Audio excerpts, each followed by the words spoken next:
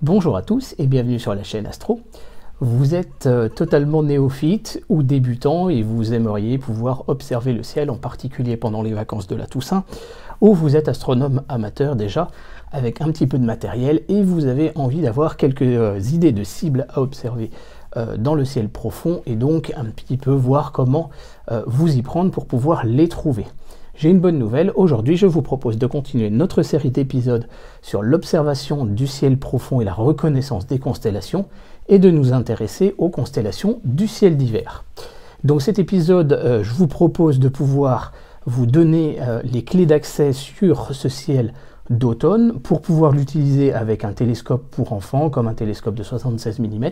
Tous les objets ne seront pas visibles avec, mais certains d'entre eux le seront bien sûr. Avec une paire de jumelles, si possible avec un support pour pied d'appareil photo pour plus de stabilité, avec un télescope comme ce télescope 215 mm déjà un petit peu plus conséquent, et voire idéalement bien sûr des télescopes de 150, 200, 300 voire 400 mm de diamètre. Je vous propose des cibles diverses et variées, à savoir des galaxies, des nébuleuses, notamment des nébuleuses planétaires, des amas d'étoiles, amas globulaires ou amas ouverts, qui peuvent être observés un peu avec tous les différents types d'instruments, ou également photographiés avec un appareil photo avec un objectif, ici 135 mm de focale, sur une monture motorisée comme la Star Adventurer. Et j'ai pensé également aux propriétaires de télescopes dont l'habitude est de dire qu'ils ne sont pas forcément très adaptés pour le ciel profond. Je pense aux lunettes astronomiques dont le rapport focal sur diamètre est à 10 voire plus. Je pense aux propriétaires de Schmidt-Cassegrain aussi, certains petits Schmidt-Cassegrain, ou des Maksutov dont le rapport focal sur diamètre est à 13 voire 15. Et donc on pourra voir également que ces objets-là ces télescopes permettent quand même d'observer au moins les amas globulaires que nous allons voir, les amas ouverts aussi, et aussi certaines des nébuleuses planétaires ou petites galaxies assez concentrées, pour lesquelles il sera quand même possible de faire une observation. Pour cet épisode, je vous propose de partir sur la base d'un panorama à 360 degrés que j'ai fait avec cet appareil photo, un Sony A7S et un Samyang 14. Il m'a fallu un an pour mettre en place vraiment la technique pour pouvoir faire ce photomontage de la voûte céleste à 360 degrés et vraiment vous donner un rendu réaliste des étoiles et des constellations. Même certains des objets d'ailleurs que nous allons voir sont déjà visibles avec simplement cet appareil photo. Donc pourquoi je pars aussi à partir d'un panorama d'un ciel réel, c'est parce que justement il est trop facile finalement je trouve, et la différence de luminosité des étoiles est quand même parfois assez exagérée sur les applications informatiques, sur smartphone ou sur PC, alors que si je pars d'un ciel réel, et bien là l'exercice est beaucoup plus difficile. Mais justement, parce qu'il est plus difficile, ce sera un bon exercice d'apprentissage. J'ai coutume de dire que tout ce qui peut être préparé avant d'aller sous un ciel réel, eh bien vous fera gagner du temps ensuite. Donc ce panorama, bien sûr, vous aurez un lien dans la description pour pouvoir aller le voir. En fait, on va s'appuyer sur deux panoramas. L'un fait sur un ciel déjà franchement pas mal du tout, à quelques kilomètres à l'est de Troyes pendant mes vacances au mois d'août. Donc du côté de Troyes, et un deuxième que j'ai fait à l'observatoire de Saint-Véran. Vous pourrez constater également la différence de nombre d'étoiles visibles qui est quand même assez flagrante entre les deux panoramas 360.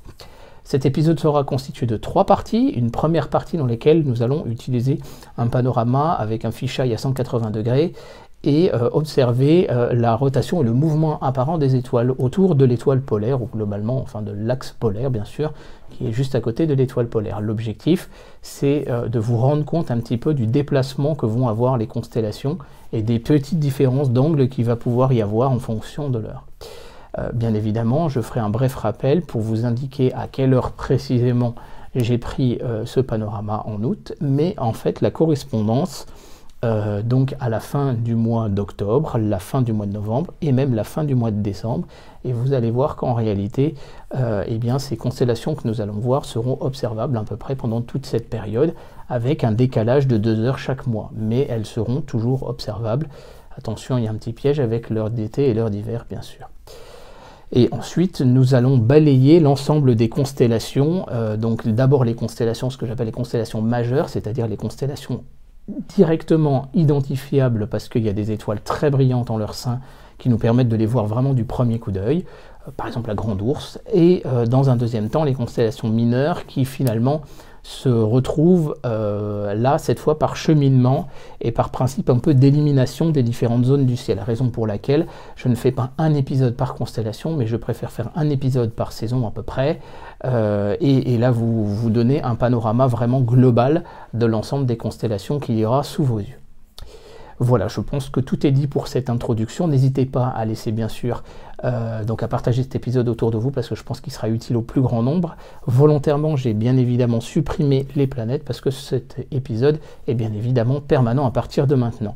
Et donc n'hésitez pas à partager cet épisode autour de vous, à déposer un petit like et à laisser un message dans l'espace commentaire.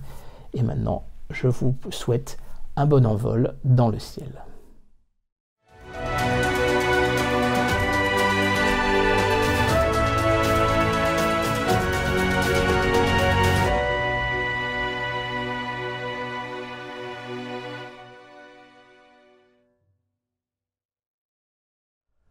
Avant de commencer notre épisode proprement dit, je voudrais faire un bref rappel globalement sur le mouvement de la voûte céleste devant vous. Donc vous avez ici un panorama à 180 degrés fait avec un objectif fisheye. Quand j'étais à l'observatoire de Saint-Véran, vous reconnaissez les 3 coupoles. Vous pouvez voir la Voie lactée qui traverse le ciel et nous allons justement dans notre épisode travailler sur le ciel tel que vous le voyez là exactement. Donc vous avez au centre ces 4 grandes étoiles qui matérialisent un grand rectangle. Il s'agit bien sûr du rectangle de Pégase et de la constellation d'Andromède sur sa gauche. On reconnaît d'ailleurs la galaxie d'Andromède ici. Vous avez Mars qui sera supprimé de notre panorama 360 degrés tout à l'heure. Vous avez Jupiter et Saturne, donc ces 3 points-là, il faudra bien évidemment les ignorer. On a ici 3 étoiles très brillantes caractéristiques traversées par la Voie lactée. Il s'agit du triangle d'été avec Deneb de la constellation du Cygne ici. Vous avez Vega de la constellation donc de la Lyre et vous avez Altaïr de l'Aigle qui pointe vers le bas ici. Donc le triangle pointe en diagonale gauche par rapport à l'horizon en face.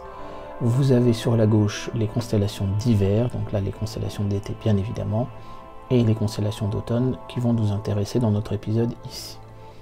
L'étoile polaire se trouve ici, elle est un petit peu difficile à trouver en cette saison pour la très bonne et simple raison que la Grande Ourse se trouve ici et donc facilement cachée par l'horizon. Donc effectivement, là c'est surtout parce que je vous le dis, mais je vous donnerai la technique à partir de la constellation du W de Cassiopée pour retrouver notre petit ours et notre étoile polaire. Donc quand on anime notre timemouse qui dure 5h30, on peut voir que globalement les étoiles se meuvent finalement d'est en ouest à cause de la rotation de la Terre et qu'elles passent finalement en leur point le plus haut sur le méridien ici qui se trouve donc entre le zénith et le sud qui se trouve en bas. Bien évidemment, l'ouest est à droite et l'est est à gauche. Et au fur et à mesure de la nuit, vous avez les constellations d'hiver qui se lèvent, le taureau qui commence à monter, le cocher qui monte et la constellation, la célèbre constellation d'Orion. Donc c'est pas l'objet de notre épisode à proprement parler, mais c'est simplement vous indiquer que en fonction de l'heure, les étoiles que nous allons voir dans notre épisode vont pouvoir être déplacées un petit peu. Vous pouvez voir que donc le grand rectangle de Pégase et Andromède s'est déplacé finalement vers l'ouest au fur et à mesure de notre nuit. Je vous souhaite à présent la bienvenue donc sur ce panorama 360 degrés réalisé au gîte du Val-Suzenais, donc à côté de Troyes cet été au mois d'août. Ce panorama, je l'ai fait le 25 août 2020 à 1h56 heure locale et la donnée la plus importante c'est ce chiffre là, 22h29. Ce 22h29 n'est pas un chiffre choisi au hasard, il correspond à l'ascension droite des étoiles située plein sud de notre vue.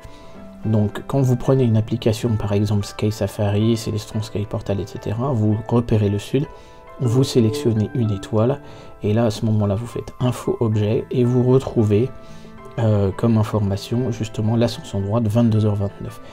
Et donc en fait ce que l'on va comprendre très très vite, c'est que le ciel que vous avez devant vous à 1h56 le 25 août, vous avez la même chose le 23 octobre 2020 à 22h. Vous aurez la même chose un mois plus tard, mais 2 heures plus tôt. Donc là, en l'occurrence, le 22 novembre 2020 à 19h. Et rebelote au mois de décembre, à 17h cette fois, vous avez cette même configuration du ciel. Alors bien évidemment, là j'ai ici caché les astres du système solaire. Si je les affiche, vous pouvez voir que le soleil, à ce moment-là, est tout juste couché. Donc vous ne voyez pas encore les étoiles si on prend réellement donc cette situation au mois de décembre. Et en fait, à la nuit tombée au mois de décembre, l'ensemble des étoiles sera juste décalé de quelques degrés vers l'ouest. Donc ce panorama 360 sur lequel nous allons travailler aujourd'hui correspond exactement à la situation que vous allez avoir plutôt aux alentours, donc on l'a dit, de 22h aux vacances de la Toussaint, et donc 20h, en réalité 19h avec le changement à l'heure d'hiver, quand vous allez vous retrouver donc au mois de voilà, fin novembre, début décembre, et encore un peu plus tôt, début décembre. Donc l'épisode que nous allons voir est valable, il est même valable également un petit peu avant, bien évidemment, les vacances de la Toussaint. Et donc on va balayer ensemble toutes les constellations qui correspondent donc à la période de l'automne. À nouveau, donc j'ai caché les planètes qui ne vont pas nous intéresser. Sur le panorama 360 degrés que vous avez devant vous, les planètes ont été masquées bien évidemment, puisque l'objectif de notre épisode, c'est un épisode donc permanent. Donc la première chose à faire quand vous vous retrouvez sous un ciel comme celui-là, c'est de faire un rapide balayage pour repérer les constellations que vous avez autour de vous. C'est pas toujours évident, donc on va essayer de se balader, voilà, de repérer les étoiles vraiment les plus brillantes. Alors les étoiles les plus brillantes, je vais vous aider un petit peu quand même, puisque sur un panorama comme ça à 360 degrés sur un logiciel informatique, même s'il s'agit d'une photo, vous êtes sur un écran d'ordinateur, la luminosité des étoiles les moins brillantes est quand même augmentée, et la luminosité des étoiles les plus brillantes eh bien, n'apparaît plus franchement par rapport à la réalité du ciel. Donc j'aime particulièrement l'application Sky Safari. Je trouve qu'elle rend quand même assez bien compte de la luminosité des étoiles brillantes, mais voilà, sachez que le panorama 360, même si il donne un très très beau résultat graphique, eh bien, est un petit peu traître à ce niveau-là. Donc si vous repérez l'endroit par lequel le soleil s'est couché, donc le soleil s'est couché globalement à l'ouest. Donc si vous regardez plein ouest, c'est la première indication que vous allez avoir, eh bien vous allez trouver une étoile très brillante ici, une étoile très brillante ici et une étoile très brillante ici.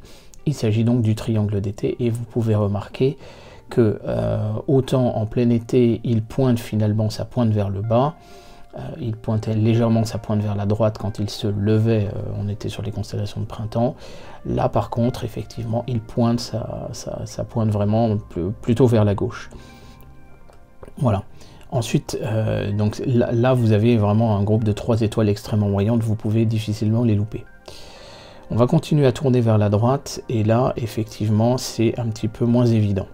Un peu moins évident pour la très bonne et simple raison que bien évidemment vous allez retrouver la Grande Ourse ici, mais la Grande Ourse elle peut vite être cachée par le décor, puisque cette étoile-ci par exemple se trouve à 16 degrés au-dessus de l'horizon. Vous avez l'indication à gauche avec la vue Sky Safari, et voilà, 20 degrés au-dessus de l'horizon pour celle-ci. 20 degrés ça va très très vite, il suffit d'une maison, il suffit d'une montagne, et clairement vous ne voyez plus à ce moment-là la Grande Ourse. Donc vous connaissez bien évidemment comment repérer la petite ours et l'étoile polaire à partir du bout de la casserole. Donc on reproduit 5 fois la distance, on arrive sur cette étoile et on revient en arrière vers le manche de la casserole pour reconstituer la petite ours. Mais ça, c'est malheureusement pas forcément faisable en cette période de l'année, il faut le savoir. On va continuer de tourner encore une fois vers la droite pour repérer là encore un certain nombre d'étoiles caractéristiques. Vous avez cette étoile très très brillante aussi, étoile qui est pour les latitudes comme la France par exemple, et l'Europe globalement, une étoile dite circumpolaire, c'est-à-dire qu'elle ne se couche jamais, elle est vraiment au ras de l'horizon en fait. Alors il y a un effet de perspective, hein, mais elle ne se couche jamais, et donc en fait cette étoile-là, elle est même visible en été. Et vous avez ici la constellation de Persée avec ce chapelet d'étoiles un petit peu lumineuses quand même. Vous avez surtout ici ce groupe d'étoiles laiteuses qui peut apparaître comme une tache laiteuse, mais quand le ciel est bien transparent, même en ville, même depuis Paris, vous pourrez voir ce groupe. Il s'agit de l'amas des Pléiades, donc dans les constellations du Taureau. Il est encore assez bas donc à cette période de l'année, hein, on est à 34 degrés de hauteur, mais ça peut être une indication aussi pour repérer où se trouve l'Est. Ensuite, quand on va continuer notre parcours, on ne va pas forcément avoir beaucoup d'étoiles qui vont sauter aux yeux côté sud cette fois. Vous allez avoir celle-ci du poisson austral, et ce qui va nous intéresser par contre, en levant un peu la tête, eh bien, c'est de repérer, et je vous le centre ici, ce grand rectangle. Il s'agit bien sûr du rectangle de la constellation de Pégase. En réalité, ces 3 étoiles font partie de la constellation de Pégase qui se trouve ici, et ici vous avez la constellation d'Andromède. Si le ciel est assez dégagé, vous allez pouvoir repérer ici cette tache laiteuse. Cette tache laiteuse, en fait, il s'agit de la galaxie d'Andromède. Elle peut être également un repère pour vous repérer un petit peu dans l'espace. Voilà. Et globalement, on retrouve le triangle d'été ici à droite, avec la constellation du Dauphin par exemple, qui est quand même assez caractéristique, avec des étoiles qui se détachent quand même assez bien. Mais là ici vous avez toute une zone où il est un petit peu difficile de se repérer. Maintenant on va s'intéresser un petit peu à la vue zénitale, finalement, vraiment au-dessus de votre tête. Et là c'est pas toujours évident de se repérer, surtout avec une application et sur smartphone ou un logiciel, voilà, un panorama 360 degrés. Mais on repérera quand même un groupe d'étoiles qui est quand même assez lumineux, bien évidemment. Ça apparaît bien évidemment mieux sur Sky Safari que sur le panorama 360. Mais vous avez 1, 2, 3, 4, 5 étoiles très lumineuses. Il s'agit donc de la constellation de Cassiopée. En cette période, en fait, on essaiera, vous voyez que le W de Cassiopée est un petit peu plus ouvert vers la gauche que vers la droite. Et donc, en fait, à partir de là, on va partir un peu en diagonale gauche à partir de Cassiopée pour aller retrouver l'étoile polaire. Donc si je vous mets une vue vraiment globale et large avec Cassiopée ici, 1, 2, 3, 4, 5, et bien en fait en ouvrant comme ça, vous allez tomber sur l'étoile polaire. Et ici vous avez la constellation donc de la Grande Ourse. Donc il est possible de repérer Cassiopée, enfin l'étoile polaire à partir de Cassiopée, peut-être à partir de ce chapelet-là, et en faisant un léger arc de cercle comme ça. Voilà. Donc ça peut être une façon de pouvoir vous repérer et retrouver le nord. En tout cas, Cassiopée, vraiment très proche du zénith en cette période de l'année, est un bon repérage.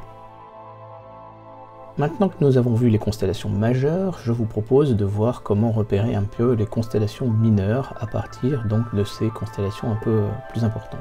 Donc nous allons partir donc du rectangle de Pégase-Andromède, et sur la gauche vous allez avoir 2 groupes d'étoiles qui vont partir en fait sous forme de 2 arcs de cercle. Finalement c'est la constellation d'Andromède proprement dite. En dessous de la branche inférieure se trouve une constellation triangulaire ici. Il va s'agir de la constellation du Triangle. En dessous encore se trouve la constellation du Bélier, et on retrouve ces étoiles-là qui sont particulièrement voilà, un peu plus brillantes et un peu plus faciles à discerner. Quand vous repartez de la constellation d'Andromède ici, vous avez quelques étoiles là, pas forcément très lumineuses. On va partir de celle-ci. On va partir de celle-ci précisément. 1, 2, 3, on va arriver là. On va continuer jusqu'à cette étoile qui est quand même un peu plus brillante, même si elle est prise un petit peu dans les nuages ici. Et ensuite on va remonter vers la droite jusqu'à ce groupe d'étoiles qui fait un arc de cercle qui se retrouve en dessous du rectangle de Pégase-Andromède. Il s'agit voilà, il s'agit de la constellation des Poissons. Donc en fait il y a une tête ici, la queue des 2 poissons se trouve ici, et puis je crois que l'autre tête se trouve probablement ici. Voilà, vous avez deux poissons en fait qui sont matérialisés ici. En dessous se trouve la constellation de la Baleine. Elle est un petit peu prise dans les nuages, donc je vous propose d'aller la voir depuis l'observatoire de Saint-Véran. Comme vous pouvez le voir depuis l'observatoire de Saint-Véran, le nombre d'étoiles visibles est beaucoup plus nombreux. Alors bien évidemment, on ne les voit pas strictement toutes à l'œil nu comme ça, dans la mesure où l'appareil photo va sublimer quand même un petit peu le rendu. Et c'est d'ailleurs la raison pour laquelle en fait on ne va pas travailler véritablement sur ce panorama pour cet épisode, alors qu'il a été fait à quelques minutes d'écart finalement. Pour la très bonne et simple raison que finalement on n'arrive plus à reconnaître les constellations. Et donc on va simplement s'intéresser à la constellation de la Baleine. Donc vous pouvez repérer sur la gauche clairement les Pléiades ici et la constellation du Taureau. Et en fait, vous avez la constellation du Bélier qui est ici, on reconnaît ces 3 étoiles, vous avez la constellation du Triangle ici, le rectangle de Pégase Andromède est ici, et donc Andromède se trouve ici. Donc on repart d'ici et on redescend comme ça pour remonter, donc une fois qu'on est descendu normalement c'est jusque là, pour remonter ici jusqu'à la tête des Poissons. Donc les Poissons se trouvent ici. Sur la gauche de la queue des Poissons se trouve ce groupe d'étoiles assez lumineuses qui peuvent être même visibles quand même un petit peu en ville. Il s'agit de la tête de la Baleine. La tête de la Baleine, elle se retrouve aussi par rapport à la constellation du Taureau, elle se retrouve par rapport à ce groupe d'étoiles là, ces 2 étoiles brillantes là. Le Taureau fait une espèce de X en fait en forme de constellation et on part de cette branche inférieure droite. Donc la tête de la Baleine se trouve ici et ensuite il suffit de suivre un petit peu les étoiles, c'est pas voilà, c'est pas forcément très évident. On arrive sur cette étoile là où il y a enfin les 2 étoiles et le corps de la Baleine se dessine à partir de cette étoile, donc 1, 2, 3 qui montent assez haut, 4 et 5, voilà, le corps de la Baleine est plutôt ici, avec donc la tête ici. Retour à présent sur notre panorama originel, donc à quelques kilomètres à l'est de Troyes, vous avez la tête de la Baleine qui est ici, et en fait c'est le corps qui est un petit peu masqué, c'est pour ça que je voulais passer sur le panorama de Saint-Véran. À la droite se trouve la constellation du Verseau. Alors attention, il y a une grosse erreur de traduction ici, là, dans l'application Sky Safari qui appelle ça le Poisson, mais non, c'est la constellation du Verseau. Et vous avez en fait, pour cette constellation du Verseau, tout un groupe d'étoiles qui va nous servir de base pour notre travail. Donc on l'a dit, le corps de la Baleine est ici, et ce groupe d'étoiles là, il s'agit de ces 3 petits groupes là, qui nous permet de dégager en fait une grande forme là, et ensuite en montant un petit peu on va aller retrouver ce groupe d'étoiles. C'est pas évident, là on n'est vraiment pas sur des étoiles majeures, il s'agit, donc là ça nous fait penser peut-être un peu, je sais pas, un lutte peut-être, et puis là ça repart dans l'autre sens jusqu'ici. Donc là on est sur une constellation qui est vraiment pas facile à trouver, et c'est à partir de là d'ailleurs que nous allons commencer réellement notre observation du ciel profond, puisque la constellation du Capricorne se trouve à partir d'ici. Vous avez le Capricorne qui nous fait cette forme-là. Voilà. Donc il fallait avoir de l'imagination à l'époque. Le Poisson austral se trouve en dessous à partir de cette étoile brillante. La constellation du Dauphin, nous l'avons vue ici. Nous l'avons vue dans l'épisode précédent. On ne va pas forcément y revenir. Elle est très caractéristique. Donc on repère en fait que la constellation du Verseau du Capricorne se trouve en dessous. Et vous avez la constellation du Petit Cheval qui est ici. En fait, se retrouve à partir du grand rectangle de Pégase, inférieur droit, et là vous avez une suite d'étoiles comme ça, et qui remonte sur cette étoile assez voilà, plus rouge-orangé. Et en fait, justement, le Verseau se trouve à passer en dessous, en fait. Donc, le Capricorne va être l'objet de notre premier objet que nous allons observer maintenant que nous avons repéré les constellations mineures. Donc à partir de ces 2 étoiles un petit peu plus lumineuses et ensuite de ces 2 étoiles là un peu plus resserrées, nous allons aller un petit peu sur la gauche et vous repérez une étoile mais une tache laiteuse avant. Donc vous avez sur Sky Safari une vue qui correspond à un oculaire de 25 mm de focale sur un télescope de 1000 mm de focale. Donc ça correspond à peu près au champ maximum d'un oculaire en 31-75. sur un télescope, voilà, globalement 900, 1000, 1200 mm de focale à peu près. Plus la focale est longue, bien évidemment, plus le champ sera petit. Et en fait, on va venir à partir de ces deux étoiles-là, on va venir vers la gauche pour aller trouver une tache laiteuse ici. Il s'agit de M30, un amas globulaire. Voici donc M30 en photo que j'ai faite à l'époque avec un Canon EOS 450D sur le Photostroke V2, donc 200-800 par pose de 10 secondes sans autoguidage. Vous pouvez voir qu'il est tout à fait possible de photographier un tel amas globulaire avec un tel télescope, même un 157-150, avec une simple motorisation sans autoguidage, vous allez pouvoir le photographier. Retournons maintenant sur notre panorama 360 degrés et nous allons nous intéresser à une cible encore plus, voilà, un peu plus difficile à trouver, mais vraiment très intéressante. Nous l'avons dit, à gauche de la constellation et du Capricorne se trouve la constellation du Verseau, avec ce groupe d'étoiles. Donc on le rappelle, on avait trois petits groupes qui étaient assez caractéristiques.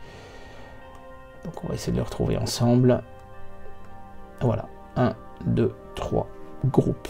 Donc ici vous avez cette espèce de grand arc de cercle qui correspond à la constellation du Verseau.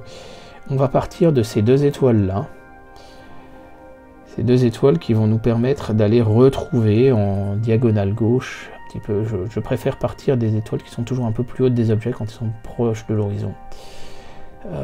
Ce sera toujours un petit peu plus facile déjà de les repérer, parce que plus les étoiles sont proches de l'horizon, moins elles sont lumineuses. Tout simplement par l'absorption atmosphérique. Donc à partir de ces deux étoiles, on viendra, donc ici, voilà, on viendra chercher ces deux étoiles, hein, puis cette étoile-ci, et ensuite un petit peu sur sa droite, là, se trouve un objet extrêmement intéressant, NGC 7293. L'application Sky Safari nous montre une très belle nébuleuse planétaire. Cette nébuleuse planétaire, vous la connaissez sans doute sous le nom de nébuleuse Helix ou nébuleuse de l'œil de Dieu. C'est d'ailleurs le logo de la chaîne Astro, c'est une de mes nébuleuses préférées. Donc ça, c'est une photo loin d'être parfaite, que j'avais faite en conditions de vent importantes à l'observatoire de Saint-Véran l'année dernière. On peut voir que les étoiles sont un petit peu filées verticalement. Et donc cette nébuleuse, même si lorsque vous allez regarder sur une application sur smartphone, elle apparaît comme étant quand même de magnitude 7,59, et bien cette nébuleuse est tout à fait visible avec un télescope amateur, pour peu que vous utilisiez notamment, même quand vous avez peu de pollution lumineuse, un filtre contre la pollution lumineuse, voire idéalement un filtre UHC ou UHCS. Ultra High Contrast. Donc ces filtres là vont venir en fait tuer la luminosité du fond du ciel. C'est vrai qu'elle n'est pas très haute, donc vous aurez toujours un petit peu de pollution lumineuse, et va venir lui donner beaucoup de contraste, parce que le fond de ciel n'est jamais noir en réalité en astronomie.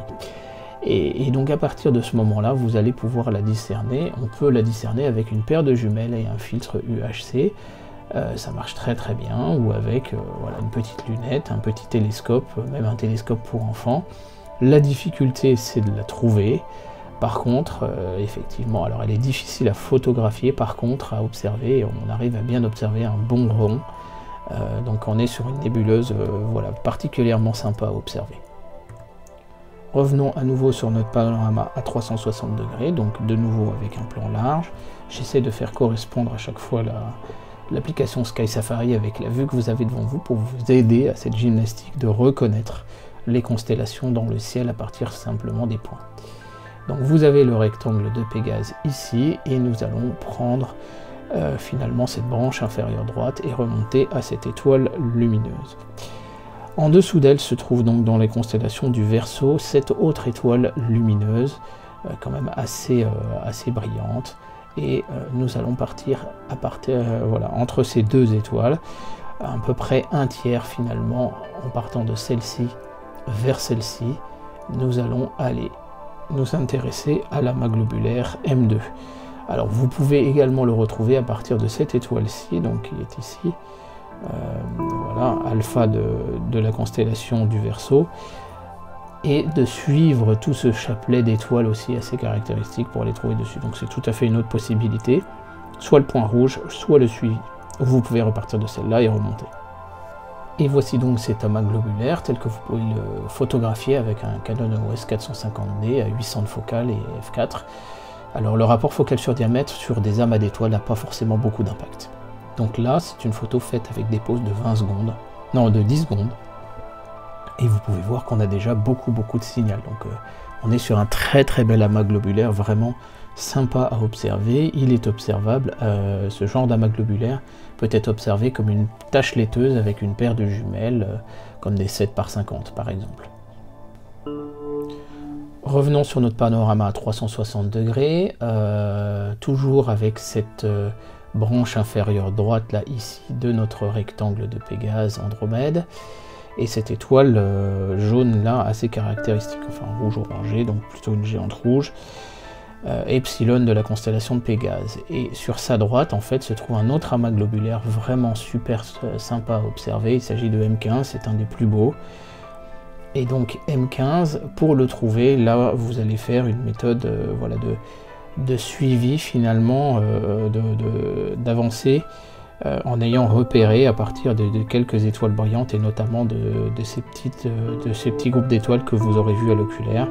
Vous allez savoir à peu près dans quelle direction aller déplacer le télescope, puisque les vues sur oculaire sont généralement et bien souvent inversées ou pivotées. Et donc en fait, en suivant ce petit chemin, vous allez tomber ici sur une petite tache laiteuse, en tout cas tache laiteuse sur des très faibles grossissements. Il s'agit d'un amas globulaire qui est M15. Et donc M15 le voici, photographié avec donc le Photostroke 200-800 avec le Canon EOS 450D et ses petits pixels. Donc vous pouvez voir qu'on a quand même pas mal de détails. Photographie faite sans autoguidage par pause de 10 secondes seulement. Et voici une autre photo faite cette fois avec le Canon, avec le Sony A7S, probablement avec de l'autoguidage, je ne m'en souviens plus trop, mais là on peut voir aussi qu'on a quand même pas mal de détails. Donc un très bel amas globulaire qui est vraiment incontournable à observer et qui peut être observé avec des petits instruments quand même. Revenons maintenant sur notre panorama 360 degrés, à nouveau, avec le rectangle de Pégase Andromède, qui est vraiment le centre de notre navigation dans cet épisode. Et nous allons cette fois nous intéresser à son coin supérieur droit. Vous allez partir de Bêta de la constellation de Pégase, et vous allez aller sur cette étoile-là, qui est la suivante. À partir de cette étoile, ça va pas être forcément très évident d'aller naviguer donc pour aller en direction de ces deux petites étoiles. Sincèrement, voilà, le chemin se fera vraiment de façon très méthodique en recherche oculaire, ça va pas être évident. Plutôt un pointage aux coordonnées peut-être pour cette cible qui est une cible plutôt de niveau difficile. Et vous allez avoir ici la fameuse galaxie, la magnifique galaxie NGC 7331 avec plein de petites galaxies autour. Je ne sais pas vous dire si ce sont des galaxies satellites. Voici ce que peut donner cette zone faite avec le Photostroke 200-800 et le Sony A7R2. Vous avez ici la galaxie NGC 7331 avec plusieurs galaxies autour et des taches laiteuses que vous pouvez voir sur cette photo. En crop capteur, c'est-à-dire un pixel du capteur égale un pixel sur votre écran, vous pouvez voir effectivement des détails un peu partout. La difficulté effectivement, c'est que les tout petits pixels du Sony A7R2 font que le fond de ciel est clairement voilà, très bruité dans la mesure où ça manque d'accumuler du temps de pause, mais on peut voir vraiment cette très belle galaxie vue un peu par la diagonale qui fait penser un petit peu en vue plongeante, à la fois à la galaxie d'Andromède ou à la galaxie du tournesol. Si vous revenez sur cette vue un petit peu plus générale, vous avez un groupe de galaxies très sympa. Il s'agit du quintet de Stéphan. Là, c'est une cible très difficile. Autant celle-là, elle sera 7331, elle sera observable pour peu que vous avez réussi à la trouver avec des télescopes de diamètre, j'ai envie de dire 150, de 200 mm, ça devrait passer. Autant là, le quintet de Stéphan, c'est une cible beaucoup plus difficile. Le quintet de Stéphan, c'est même un juge de paix pour une observation avec des télescopes de 400 mm de diamètre. Donc même à 300, je ne sais pas si ce sera forcément facile ou trop faisable, ça dépendra aussi beaucoup de la qualité du ciel. Il s'agit d'un groupe de 5 galaxies, 1, 2, 3, 4 et 5, dont 4 d'entre elles sont en interaction gravitationnelle. On peut comprendre que ces deux-là sont en train de se déformer finalement, parce qu'elles sont vraiment en train de se traverser l'une l'autre, comme le feront d'ailleurs la Voie lactée et la galaxie d'Andromède dans des millions d'années. Et voici ce que peut donner ce groupe de galaxies, cette fois avec le télescope donc RC500 de l'Observatoire de Saint-Véran, photo que j'avais faite l'année dernière. Donc vous pouvez voir vraiment qu'il y a des formes et des déformations de galaxies qui sont vraiment étonnantes à observer. Donc bien évidemment, l'observation avec un télescope de 400 mm, vous allez voir simplement des toutes petites... voilà, vous allez voir juste le cœur de ces petites galaxies, des petites taches laiteuses. Et déjà, si vous arrivez à les voir au télescope de 400 mm, c'est déjà un bel exploit en soi. Revenons à nouveau sur notre rectangle donc de Pégase Andromède, et nous allons nous intéresser à une autre cible très difficile également, mais quand même très sympa. Il s'agit de la petite boule de neige bleue. Donc là-dessus, on va aller la chercher beaucoup plus haute, là près du zénith, voilà, dans ce groupe d'étoiles. Donc là, clairement, on est sur une cible à pointer avec des coordonnées. J'ai même envie de dire, le go-to est quasiment indispensable, puisque cette petite boule de neige bleue, vous pouvez le voir, elle est vraiment toute petite. Donc NGC 7662. Et voici donc une photo faite par Aude Schmitt depuis l'Observatoire de Saint-Véran avec le télescope T620 et 9 mètres de focale. Donc la photo a été faite avec le Sony A7S qui a plutôt des gros pixels, mais c'est une cible qui peut être photographiée par exemple avec un télescope donc Maksutov Cassegrain. Le rapport focal sur diamètre à 15 n'est pas une gêne parce qu'elle est très petite, d'accord, mais elle est très concentrée, donc elle est peu lumineuse mais concentrée, ce qui fait qu'on arrive quand même à avoir suffisamment de signal. Bien évidemment, elle ne sera pas aussi grande que ce que vous voyez là, elle sera plutôt à peu près à un tiers. Voilà, un télescope de 180 mm de diamètre par rapport à un 620, un tiers, un quart à peu près. Voilà, puisque le rapport focal sur diamètre est le même, on peut comparer simplement les diamètres. Voilà, mais une jolie petite cible à observer, mais là bien évidemment le go-to est quasiment indispensable pour aller la retrouver. Alors qu'est-ce que c'est qu'une nébuleuse planétaire? Il s'agit d'éjection de matière, soit pendant la vie de l'étoile, soit à la fin de la vie de l'étoile, sachant que l'étoile n'est pas assez massive pour donner lieu à une supernova. Donc notre Soleil, qui n'est pas assez massif puisqu'il faudrait avoir 8 fois sa masse pour donner lieu à une supernova, terminera sa vie sous la forme d'une nébuleuse planétaire de cette forme. Revenons à notre rectangle de Pégase Andromède, cette fois pour aller nous intéresser à la constellation d'Andromède et surtout une cible facile. Donc une cible facile parce que vous allez carrément la voir à l'œil nu et vous allez partir du coin supérieur gauche de votre rectangle. Il s'agit de Alpha de la constellation d'Andromède, c'est donc son étoile la plus lumineuse. Et en fait, sur sa gauche, vous allez voir 1, 2, 3, 4, 5, 6 étoiles qui s'éloignent, qui sont de plus en plus lointaines les unes des autres. Ce qui va nous intéresser, c'est de faire en fait la branche inférieure, 1, 2, et ensuite on va remonter 1, 2. En fait, on va faire la symétrie par rapport à cette étoile-là pour retrouver la galaxie d'Andromède. Donc là, ici, elle apparaît de façon assez évidente, bien évidemment, sur la vue, donc avec le Samyang 14 et le Sony A7S. Mais quelquefois, il n'est pas forcément évident d'arriver à la voir, alors que les étoiles, vous arrivez à les voir.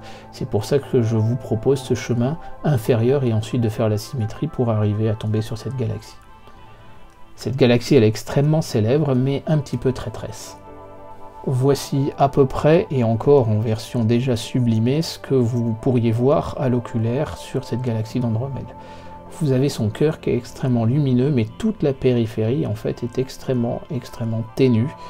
Donc vous allez surtout voir un bulbe lumineux, assez laiteux, assez voileux, et vous allez éventuellement voir ces séparations là, un petit peu, peut-être ces deux bandes noires, qui sont des bandes de poussière par rapport au disque de la galaxie. Vous allez pouvoir voir également M32 qui est sa petite galaxie satellite.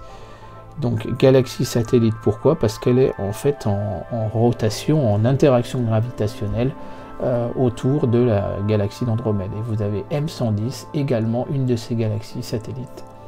Et donc on peut comprendre que ces galaxies satellites sont en orbite autour du centre galactique de la galaxie d'Andromède. Cette galaxie, n'attendez pas d'avoir forcément voilà, un télescope pour la photographier. Voilà le Sony A7S avec le Samyang 135. Et donc vous pouvez déjà en révéler quand même voilà, clairement déjà pas mal de choses au niveau de sa périphérie, de ses dimensions. Elle est bien plus grande que la pleine lune. M32 et M110 sont également parfaitement reconnaissables sur cette photo. Avec le Sony A7R2 et le Samyang 135 à nouveau, vous pouvez voir beaucoup plus de détails. Pourquoi? Parce que les pixels du Sony A7R2 sont plus petits, donc vous avez plus de résolution. Donc les utilisateurs d'appareils photo APS-C type Canon classique, hein, les 1100, 1200D, 2000D, etc. pourront faire ce genre de photos-là pour peu de poser suffisamment longtemps avec la Star Adventurer. Mais vous pouvez voir qu'on arrive déjà à une photo qui nous montre déjà beaucoup de choses. Donc si nous pouvons faire cette photo-là avec un Canon EOS 450D par pose de 20 secondes sur un 200-800 à f4, nous pouvons également faire beaucoup mieux. Voici une photo faite avec le Sony A7S sur le 200-800 à f4 toujours par pose de 20 secondes de mémoire sans autoguidage. Donc on peut, voilà, j'avais fait 2 dalles en fait pour pouvoir révéler l'ensemble. Vous avez M32 qui est ici, M110, et vous pouvez voir déjà que la dimension de M31 est vraiment énorme.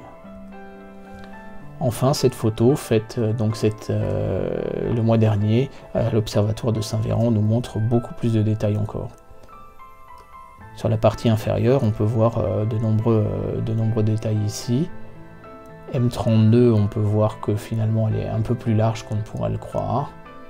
M110, là on voit vraiment bien sa dimension.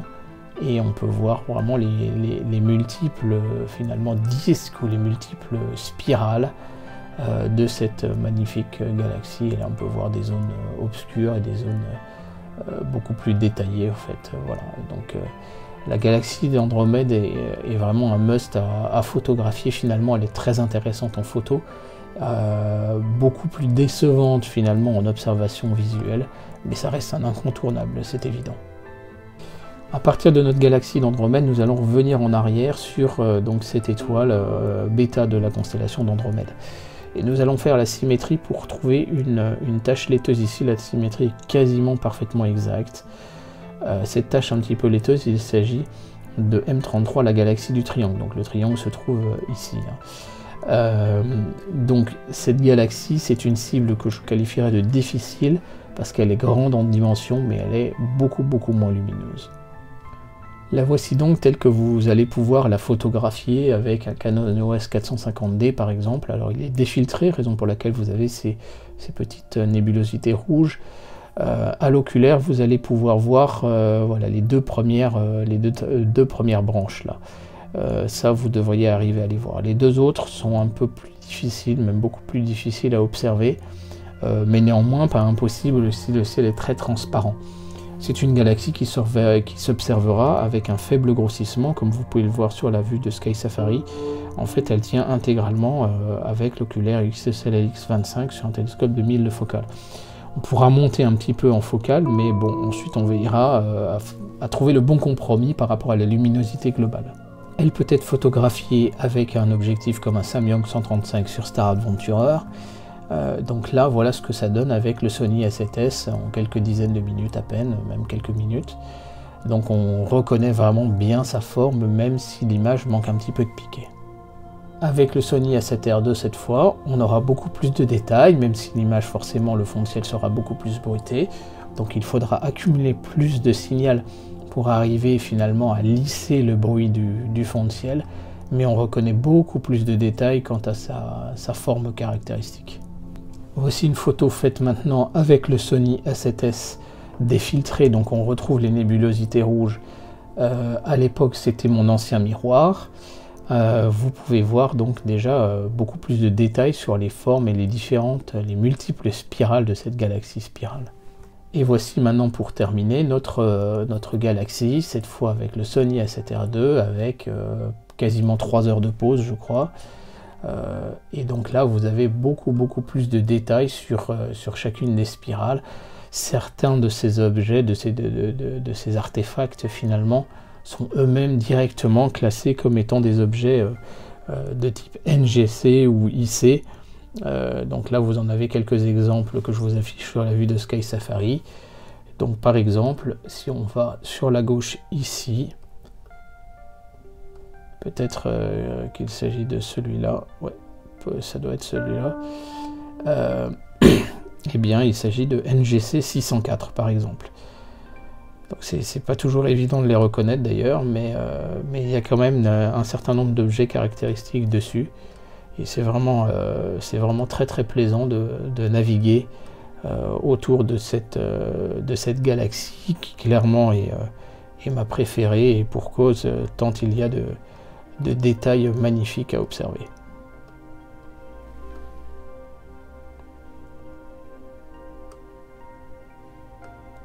Voilà, il y a vraiment du monde hein, sur cette photo, clairement. Là, je crois qu'on a de la matière.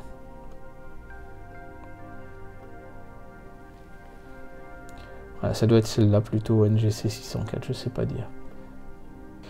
Donc cette galaxie M33 donc, est située ici, hein, je le rappelle, en symétrie avec Beta Andromède.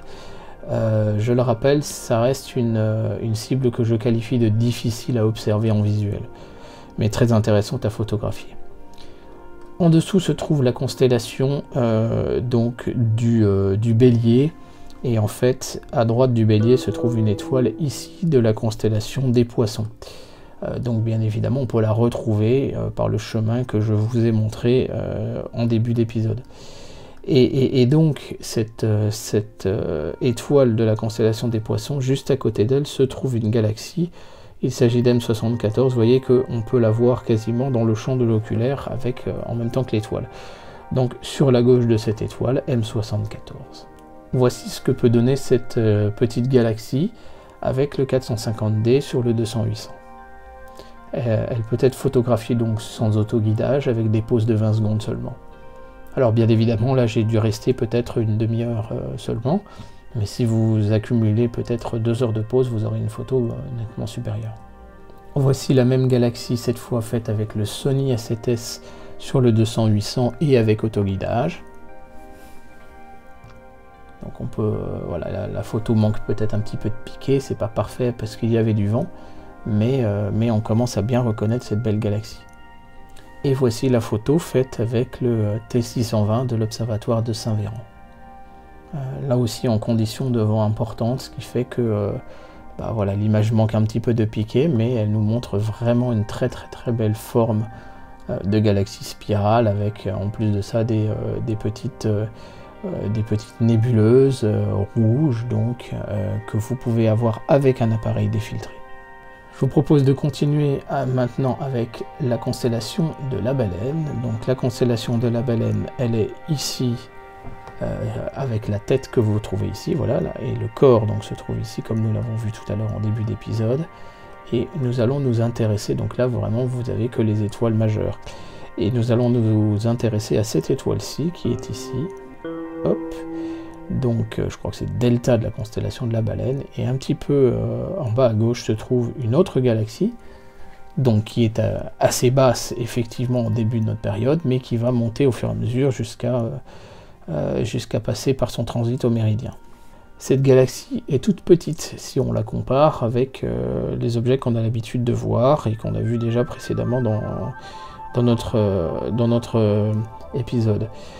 Si vous regardez ses caractéristiques, vous voyez qu'elle est de magnitude 8,87, donc quasiment magnitude 9. Néanmoins, elle sera tout à fait visible avec même un télescope comme un 115 ou un 150, pour la très bonne et simple raison qu'elle est très concentrée. Donc il y a un petit challenge, mais elle est tout à fait observable, elle a une forme qui est un petit peu rigolote. Donc ça c'est une photo faite avec le 450D sans autoguidage, par pause simplement de 20 secondes. Revenons à présent sur notre panorama et on va remonter vers la constellation du Triangle et vers la constellation d'Andromède. Donc la constellation du Triangle est ici. La constellation d'Andromède, on partait, donc on a ici la galaxie d'Andromède bien évidemment, et en fait on partait du rectangle de Pégase qui est ici. Attention, bien évidemment il y a un effet de rotation quand on regarde proche du zénith. Voilà, donc la constellation d'Andromède ici. Et en fait, en partant finalement de la branche inférieure de notre chemin, donc ici, vous tombez sur cette étoile assez lumineuse. Vous avez cette étoile assez lumineuse de Persée. Persée fait une forme un peu de pie comme ça.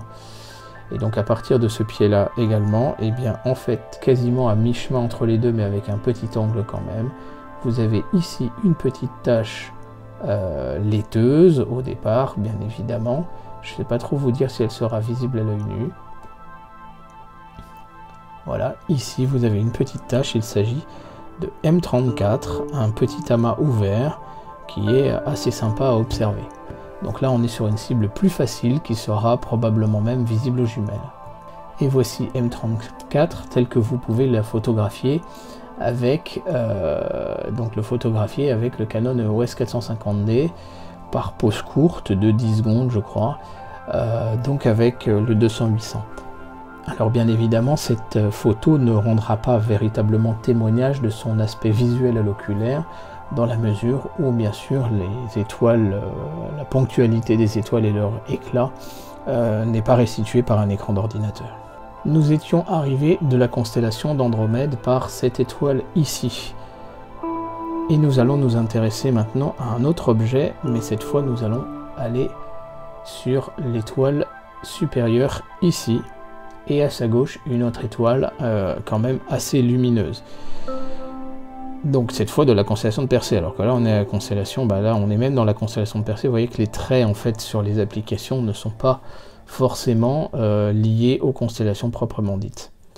Donc à partir de cette étoile ici, donc le Phi de la constellation de Persée, vous avez à côté d'elle M76. Donc M76 se trouvera plutôt par ici, peut-être par ici, ça dépend, voilà, c'est le point que... Voilà, probablement peut-être par ici, là, au-dessus de cette petite étoile un petit peu rouge. Et donc vous avez M76 qui est une petite nébuleuse planétaire. Voilà M67 telle que vous pouvez la photographier avec le 450D, donc défiltré partiel sur le 200-800. Donc là on est sur des pauses de 20 secondes sans autoguidage. Cette petite nébuleuse planétaire n'est pas forcément très lumineuse, bien sûr, quand on va regarder, elle est de magnitude 10,10. C'est une des moins lumineuses en fait du catalogue de Messier. Mais néanmoins, comme elle est assez haute sur l'horizon, elle sera observable même avec des télescopes de 300 mm de diamètre, ça ne posera pas de problème majeur. 200 mm de diamètre, ça doit être tout à fait faisable également. En dessous, je ne sais pas trop vous dire, j'ai jamais essayé. Voici une photo donc réalisée aussi à nouveau par Aude Schmitt sur le télescope de 620 mm de l'observatoire de Saint-Véran. Décidément un télescope qui est vraiment génial pour photographier des petites nébuleuses planétaires, etc. Vous pouvez voir donc cette forme, on la surnomme la petite altère, donc cette forme quand même assez caractéristique, assez étonnante en fait, liée finalement à la façon dont la matière s'est dégagée de son étoile mourante. Continuons à présent avec une cible quand même beaucoup plus facile, il faut qu'il y en ait pour tout le monde, qui se trouve entre la constellation de Persée, ici, qui nous fait cette espèce de pile, hein, et la constellation de Cassiopée que nous avons vue donc en début d'épisode. Et en fait, exactement entre les deux se trouve une tache laiteuse qui peut être vue à l'œil nu. Il s'agit du double amas de Persée, qui est très célèbre, donc NGC 869 et NGC 884. Et voici une photo faite avec le Samyang 135 mm. Vous pouvez voir que le double amas de Persée peut être photographié même avec un objectif d'appareil photo sans difficulté. Il apparaîtra bien évidemment pas aussi lumineux à l'observation parce que c'est un amas ouvert, mais vous avez quelque chose de très agréable et très appréciable à observer. On va maintenant continuer à s'intéresser à la constellation de Cassiopée. Cassiopée se célèbre W, donc voilà, 1, 2, 3, 4, 5. Ce W de Cassiopée regorge de plein de petits objets NGC, etc. C'est normal. En fait, si on dézoome, vous voyez qu'on est en plein dans la Voie lactée. Donc on a quand même des choses vraiment nombreuses, bien évidemment. C'est une zone plus dense en étoiles. On va aller s'intéresser à un petit amas donc, du catalogue de Messier à partir de cette étoile. Donc 1, 2, 3, 4, 5. Et à partir de celle-ci, en revenant un petit peu ici, mais vous voyez qu'on va le trouver directement dans le champ de l'oculaire, donc avec un XSL et X25 sur un 200 000. Et donc il se trouve à peu près par ici. Voilà, c'est bon, c'est pas évident de repérer. Vous avez ce groupe là d'étoiles. Ouais, c'est pas évident de se repérer là, mais en tout cas il est dans ce coin là, c'est une certitude. Ah oui, c'est ça. Il faut se rapprocher un peu plus. Voilà, donc en fait, ces trois étoiles-là, ce sont ces trois-là. 1, 2 et 3. Et donc notre petit amas, il est ici. Donc en fait, notre amas, il est, a priori, c'est celui-là. Et le voici tel qu'il peut être photographié avec le 450D, sans autoguidage. C'est même un peu plus facile dans la mesure, enfin, je veux dire... Étant donné qu'on se rapproche quand même du pôle nord céleste, forcément la vitesse de rotation du ciel est un peu plus faible, donc l'erreur périodique est moindre et donc en conséquence il est plus facile à photographier. Et vous pouvez repérer quand même, chose un petit peu amusante, que toutes les étoiles n'ont pas la même couleur. C'est intéressant de noter cette étoile qui est beaucoup plus rouge au centre donc, de notre petit amas. Et je vous propose de terminer notre balade dans le ciel, donc pour en tout cas les objets à observer dans le ciel donc de l'automne, avec un objet extrêmement célèbre. Donc on va revenir en fait, on va traverser toute la constellation de Persée, on va continuer pour arriver bien sûr sur l'amas des Pléiades. On ne peut pas parler effectivement des objets observables en cette période de l'année sans vous parler déjà des Pléiades. Donc les Pléiades, c'est un amas ouvert, là également, extrêmement célèbre, visible à l'œil nu, même en ville, même depuis Paris, visible bien évidemment aux jumelles et très agréable, et en fait à mesure que vous allez monter en diamètre, et bien forcément les étoiles vont devenir plus lumineuses. Forcément il y aura une limite, puisque ça dépendra, après si vous voulez les regarder dans leur ensemble, il ne faut pas avoir forcément trop de focale et de grossissement. Mais cet amas reste agréable à utiliser clairement, j'ai envie de dire, avec tous les instruments, même les instruments de très fort grossissement. Voici une photo, donc il s'agit quand même d'un début de crop capteur en 4K fait avec le Sony A7R II sur le Samyang 135. On peut voir que clairement l'amas des Pléiades baigne dans des gaz ici. Donc ils sont probablement illuminés par les étoiles même de l'amas des Pléiades, et on peut comprendre que dans cette zone-là, des étoiles sont probablement encore naissantes. On peut repérer les IFN, les Integrated Flux Nebula, qui sont donc des nébuleuses éclairées par la globalité de la Voie lactée. Vous pouvez voir clairement que le fond de ciel est loin d'être uniforme et homogène autour de cet amas des Pléiades. Et je vous propose donc de terminer notre épisode avec cette photo encore des Pléiades, cette fois fait avec le Sony A7S sur le Photostroke 200-800. C'est une photo, il n'y a que 17 minutes de pause, je crois, de mémoire. Et là, vous pouvez voir vraiment beaucoup d'Integrated Flux Nebula, où il y a vraiment énormément de choses. Vous pouvez voir que les étoiles brillent de mille feux. Donc ces aigrettes-là nous démontrent que bien évidemment on a été fait par un télescope qui a donc un support de miroir secondaire et non pas une lame de Schmitt par exemple, ou ni une lunette astronomique. Donc on est sur une photo effectivement qui nous montre beaucoup de détails. Forcément elle est bruitée parce qu'elle manque de signal, il faudrait que je reste beaucoup plus longtemps pour faire une photo meilleure, mais la photo reste très agréable à regarder, tant il y a de lumière finalement qui vient illuminer notre rite. Voilà, donc photo que j'ai prise depuis l'observatoire de Saint-Véran, et comme vous pouvez le voir, bien évidemment, le ciel de cet observatoire est magnifique, donc je vous souhaite, pour terminer cet épisode, de très belles observations, même si vous n'avez pas un ciel aussi magnifique que celui de Saint-Véran. Vous pouvez reconnaître la Voie lactée de façon très très évidente ici. Et vous vous apercevez que clairement les constellations sont difficiles à reconnaître, tant il y a voilà, d'étoiles, tant le ciel est pur finalement à Saint-Véran. Je vous souhaite donc des très très belles observations et je vous dis à très bientôt sur la chaîne Astro.